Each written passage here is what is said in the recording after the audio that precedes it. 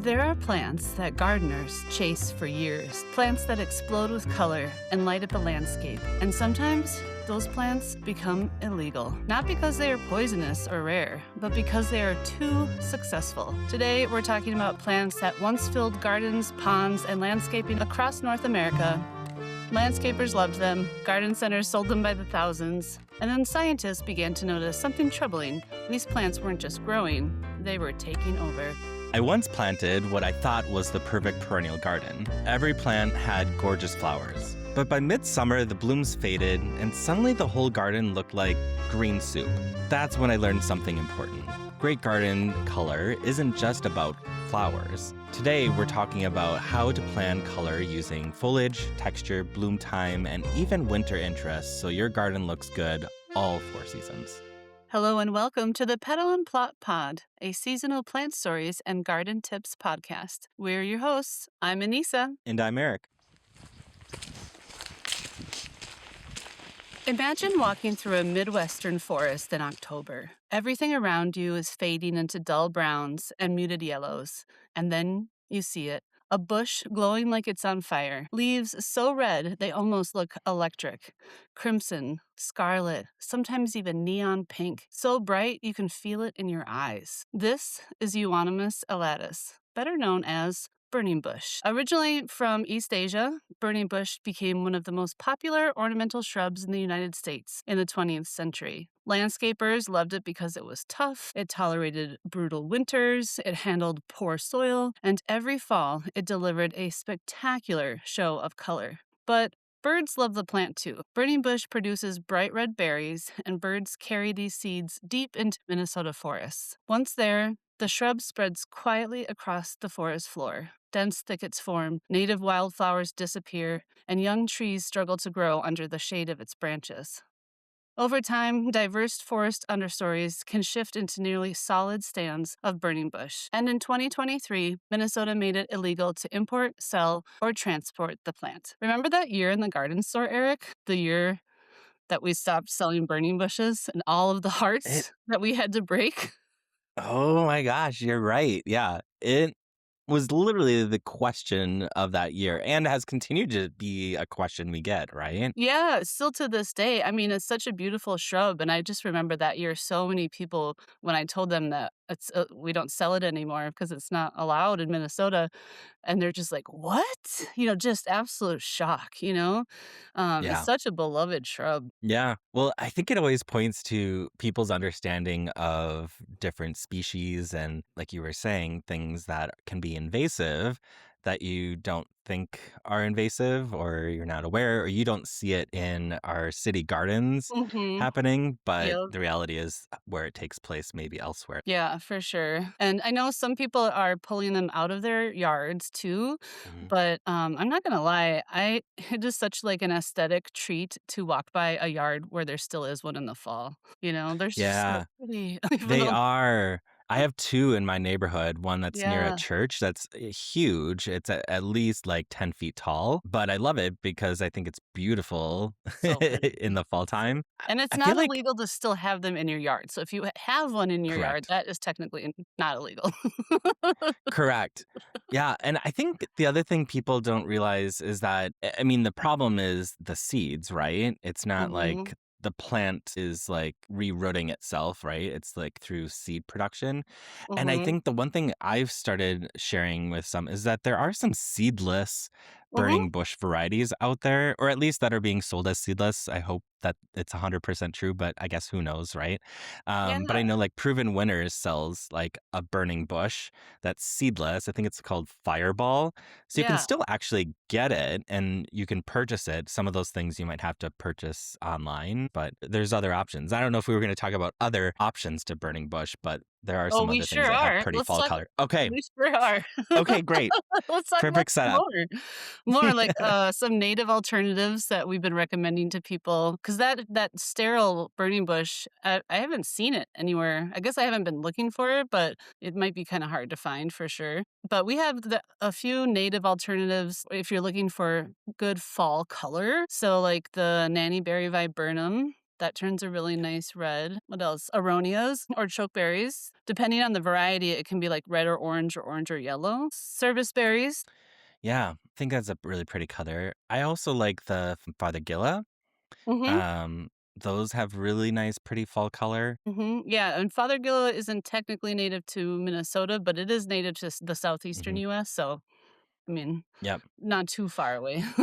And even some of the nine barks can Yeah. get some nice fall color. Sometimes we forget that they really get as much fall color. Sometimes they're kind of burgundy colors during the Mhm. summertime, but there are ones that I think can get some nice fall color for people as a substitute. Absolutely. And then also the sumac, that's probably gonna be the closest Ooh, red, like, the brightest red that's gonna be. I mean, that's a big yep. plant, though, to undertake, but It is a big plant. the Yeah. So if fragrant you got the sumac. space for it, and Mhm. that one's gonna fill in like 8 feet kind of through suckering. So Mhm. Yeah. yeah. Now picture a quiet Minnesota wetland. Reeds sway in the wind, dragonflies hover over the water, and along the shoreline, tall green blades rise from the mud. At their tips, a bloom like a golden flame. This is Iris suedochorus, the yellow flag iris. The flowers are unmistakable, bright yellow petals with delicate markings guiding pollinators to the center. Yellow irises are native to Europe, Asia, and North Africa and arrived to Minnesota with colonists in the 1800s. It spread rapidly because it thrives in wet, low oxygen conditions and is often sold as a bright, beautiful feature for water gardens. For decades, gardeners planted it along ponds and also along shorelines, but the plant spreads through thick underground rhizomes. Those rhizomes form dense mats that crowd out native wetland plants. Pieces of the rhizome can also break off and float away and start entirely new colonies downstream. Yellow irises drastically alter shoreline plant succession by forming dense and often permanent stands that exclude native vegetation like cattails and rushes. By trapping sediment in its thick rhizome mat, it turns aquatic areas into solid, drier ground, disrupting natural, diverse wetland progression and reducing biodiversity. To control this plant, Minnesota uses several approaches. Land managers dig out the plants and remove the rhizomes so they cannot regrow. Herbicides can be approved for aquatic environments that are sometimes used when the infestations are large. And residents are encouraged to help by reporting new populations so they can be managed before they spread. It is not strictly prohibited to buy, sell, or own yellow irises, but it is illegal to introduce them into a free living state or public waters. Eric, why don't you have a garden pond yet?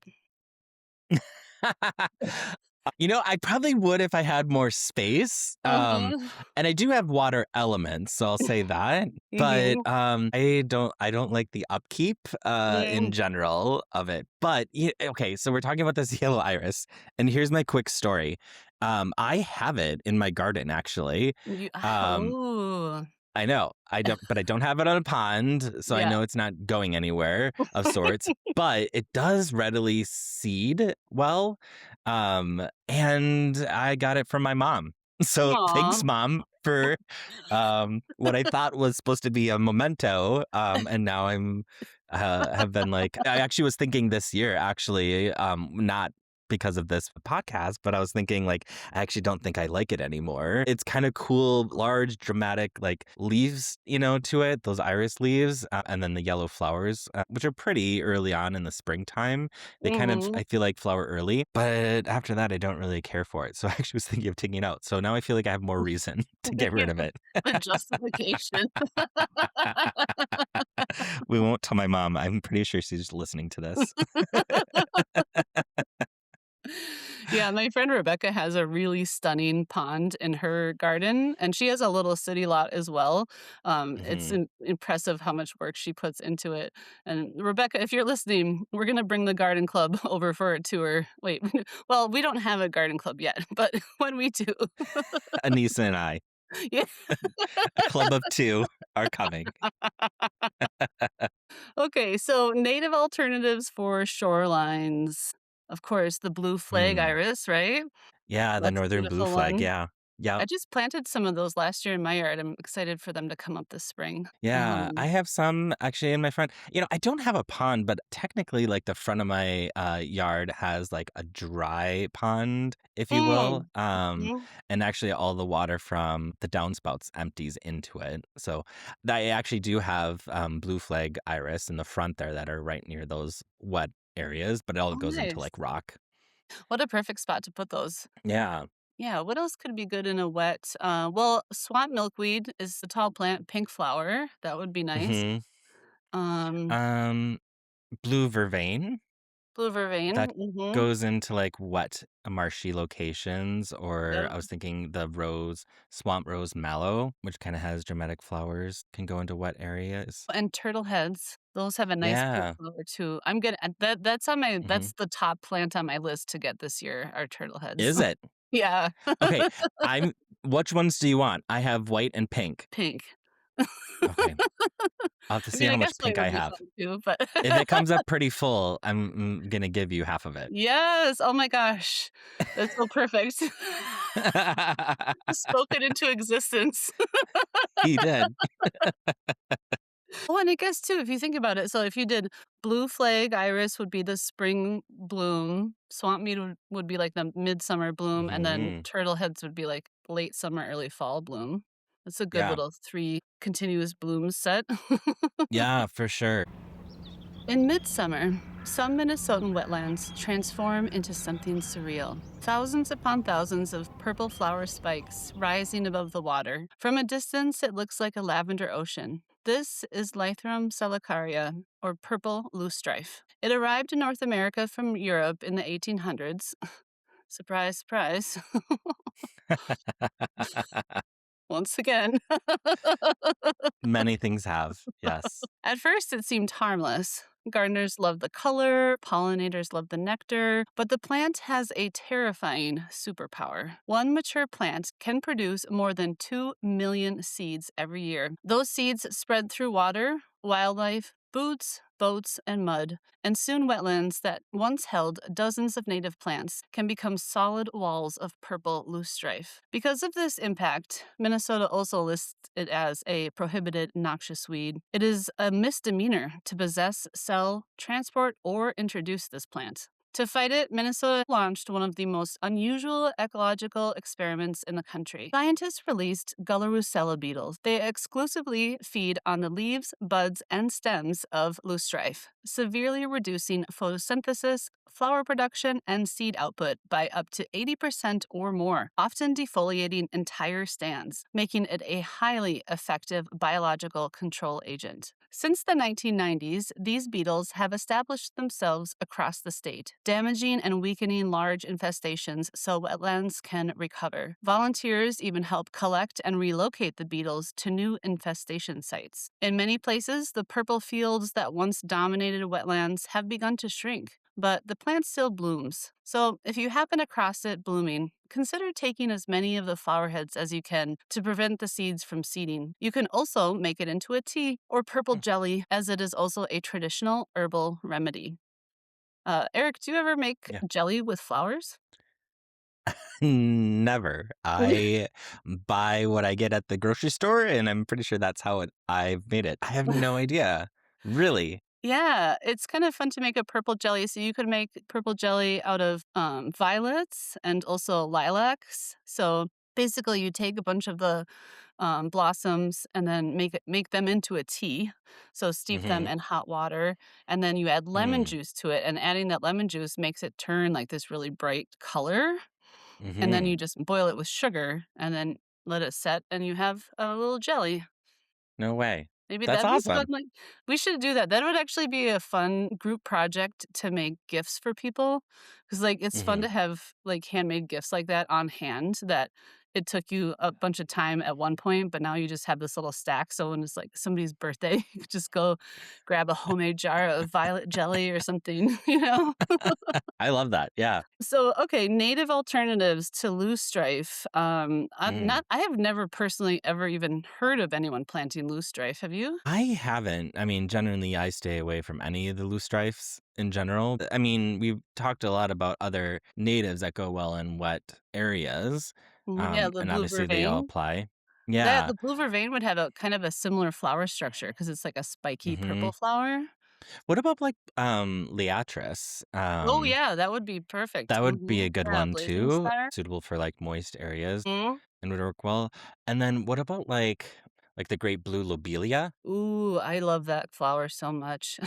That's so Yeah, I pretty. mean bright blue spikes is Yeah. pretty. Oh, So and then also ironweed, that's one of my new favorites of the last few years. It's a yeah, super tall plant with, little dark purple flowers at the top. yeah. Hardy. So we have options. These three beautiful plants were so admired they were planted everywhere. And only later did we realize the cost. Ecosystems are delicate. Move a species across continents, and the balance of a landscape can shift. Until one day, the forest floor looks different. The wetland grows quiet. And sometimes, the most breathtaking plants in the garden are the ones we eventually have to ban.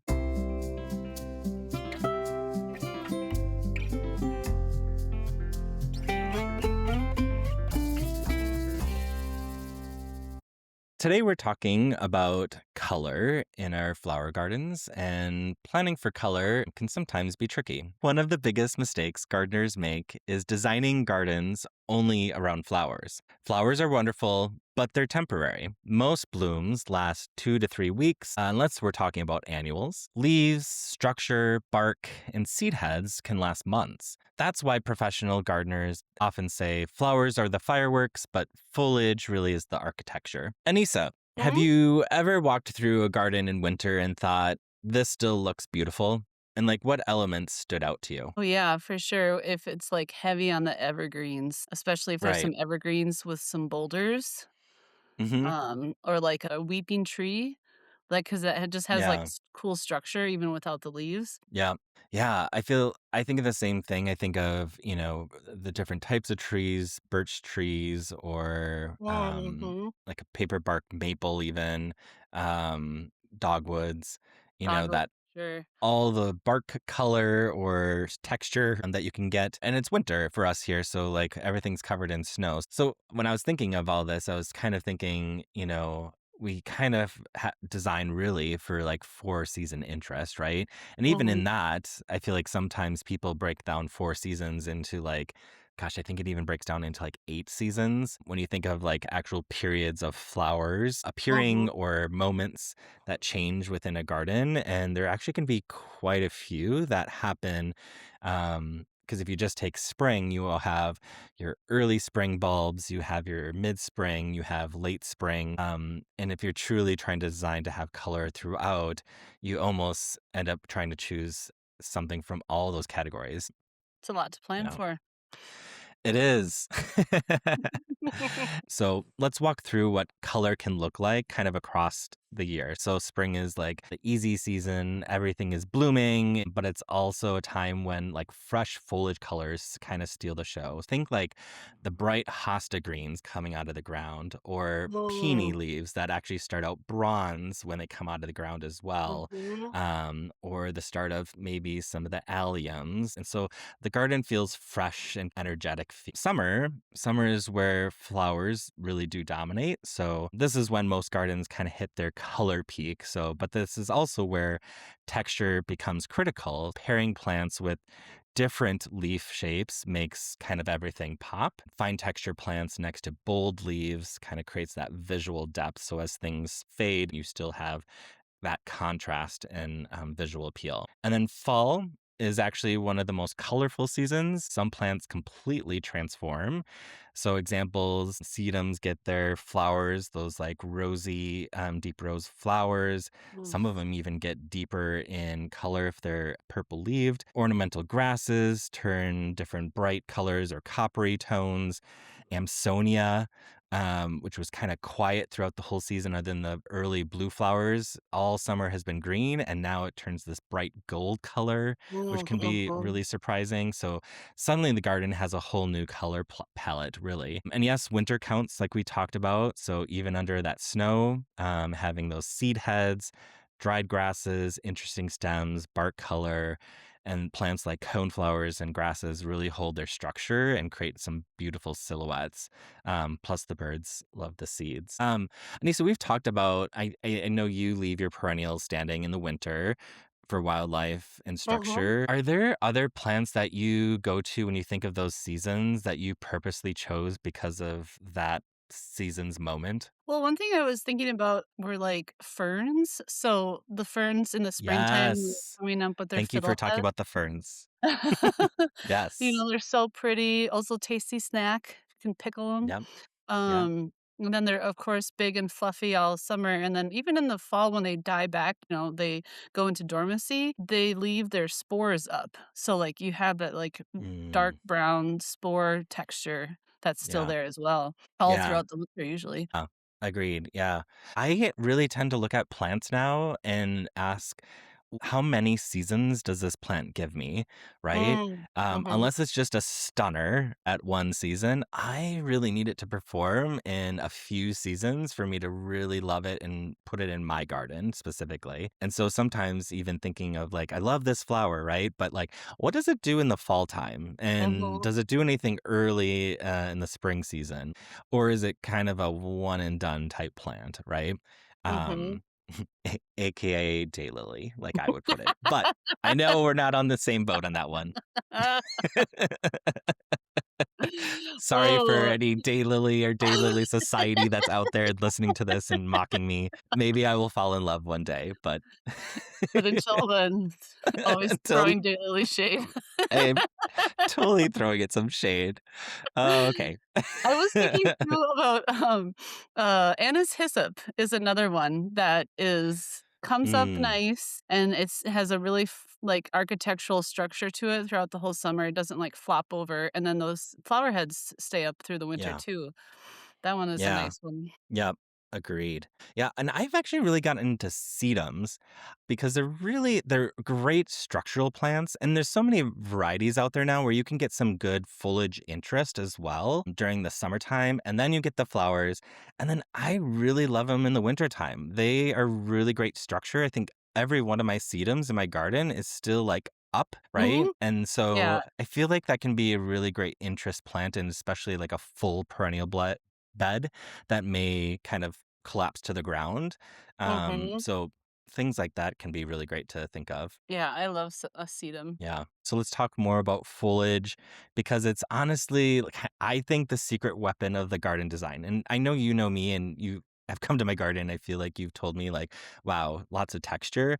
I Mhm. think it's probably like the first thing I think of before I even think of blooms. There are three big, like, foliage elements that kind of create color and interest: foliage color, texture, and then plant shapes. Foliage color, leaves come in far more colors than most people realize. So the deep purples or the heuchera varieties, silvers of like lamb's ear or artemisia, chartreuse colors of like lady's mantle, some hostas, or my favorite, hakanakloa or Japanese forest grass. And like Yeah. dark foliage, especially, makes bright flowers like pop dramatically. So even like yews are great, like a dark druid yew, like can really give a great background for others plants to kind of play from.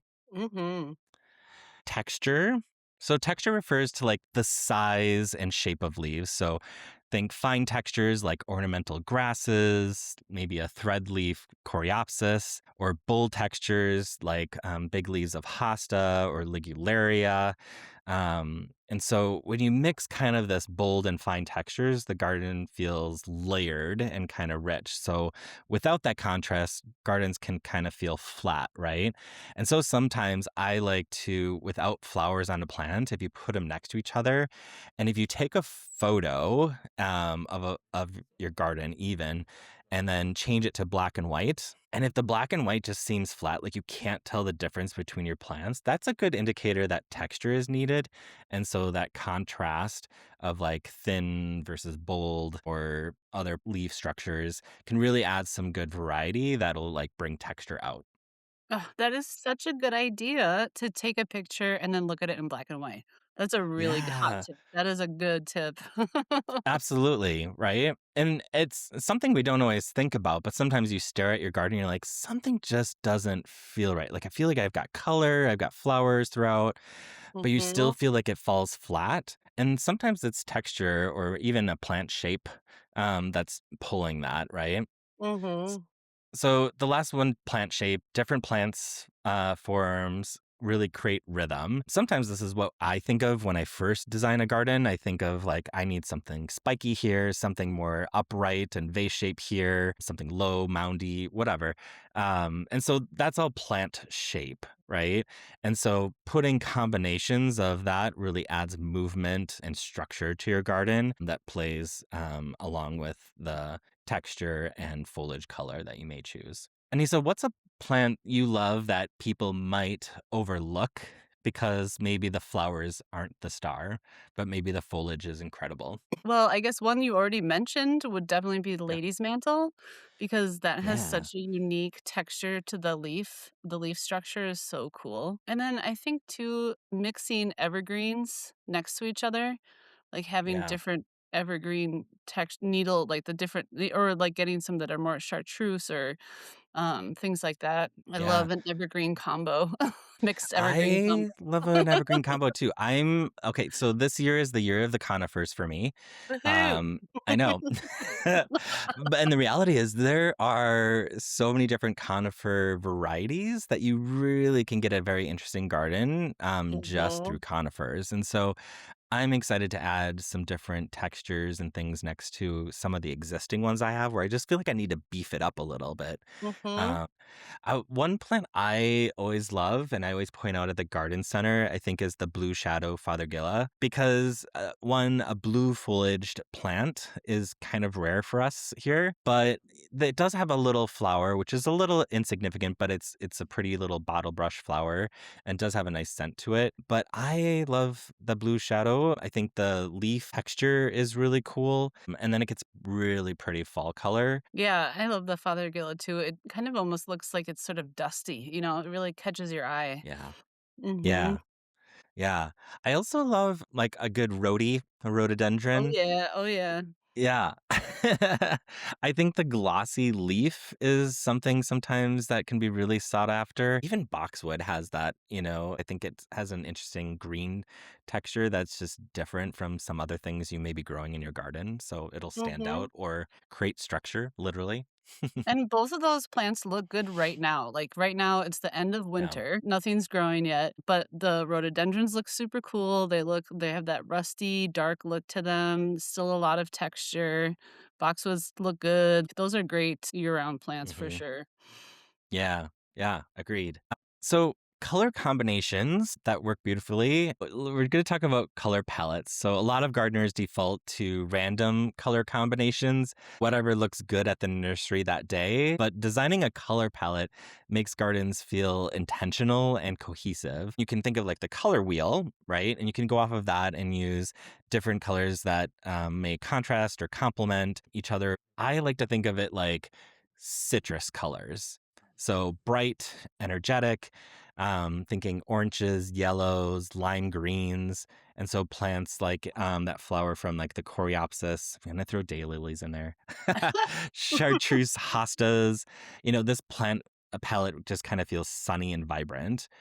And then I like to think of like pastels. So soft, romantic, perfect for like cottage gardens. Examples would be like lavender, pale pinks, soft blues, creamy whites.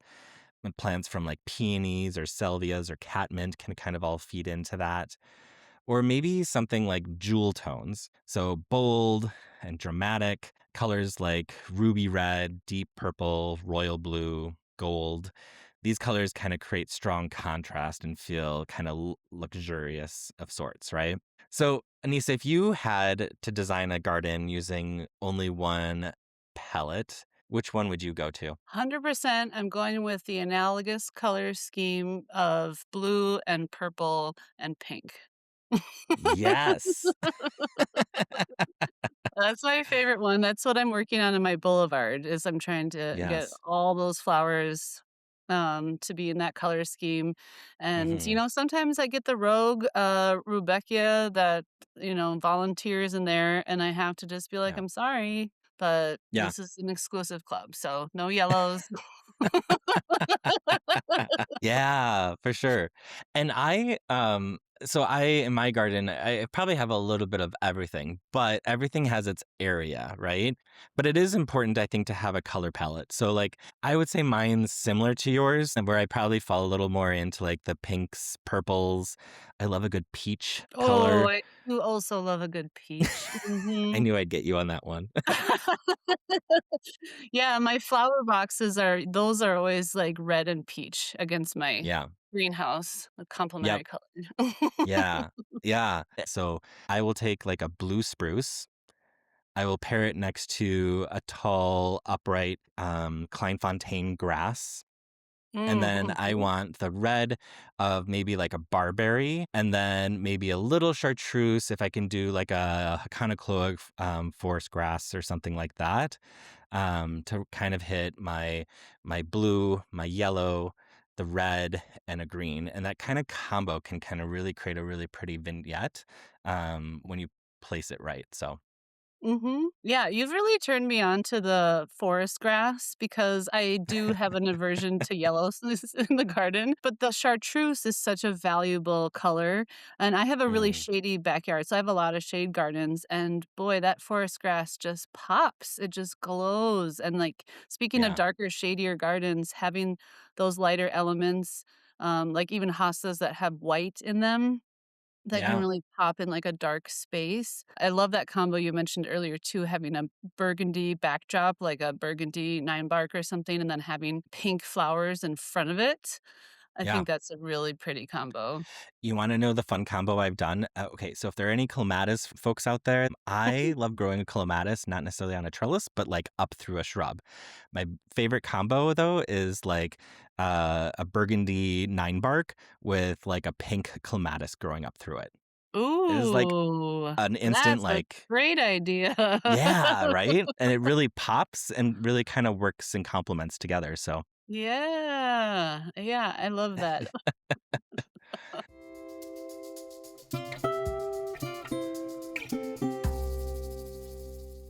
Anissa, do we have a listener question of the week? Yes, we do. Okay, let me see here. All right. Charlie writes in and asks, I want to change out some of the plants in my garden that I'm sick of, but I don't know what to do with them and I feel bad throwing them away. Are there places that you can donate plants? I Yeah, mean, I feel like there's so many places you can donate or make money. yeah, sell them. I Hmm. was thinking like you can put that on Marketplace, Sook Marketplace. I'm sure someone would pay for different things, or even sometimes set up a little stand in your front yard. You'd be surprised how many people would pass and pay $1 or $5 for something. I've oftentimes I'll set things in a box and just be like free, and then people can just walk by and grab it. It's a Yeah. great idea to put it on Marketplace too, though. And I think too, Mm-hmm. if you approached a school, maybe like an elementary Mm-hmm. school, and asked the teachers, "You want a garden project for your students? Here's a bunch of free plants." It's a great idea. And then the other thing I was thinking of when I first got my house, I got a lot of free plants off of Craigslist back in the day. And so I would go to people's houses and dig them up myself. And Mm-hmm. then they were free. And then the other side of that too, my sister, when she had bought a house, it had lilac bushes somewhere where she wanted to make a bigger deck. And so she just put it on free lilac Mm. bushes. You come dig them. And so then now you don't even have to do any work. People are just coming to Yeah. your house and they're Yeah. digging them up and taking them away. Yeah. I think also garden clubs can be great if you find one or join one. Sometimes you can have that Mhm. where they have like annual plants sales they do and maybe you can just contribute to. Yeah, I think there's a local perennial exchange group on Facebook. Yeah, for sure.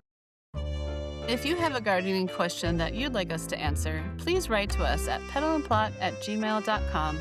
And if you enjoyed this episode, please share it with someone you know and click the follow button to hear our next episode. As garden designers here at Petal and Plot, we also offer year-round in-person and virtual gardening consultations and custom garden designs as well. Want to see more of what we're up to? Please follow us on Instagram at Petal and Plot. That's PETALNPLOT. Bye, everyone. Goodbye.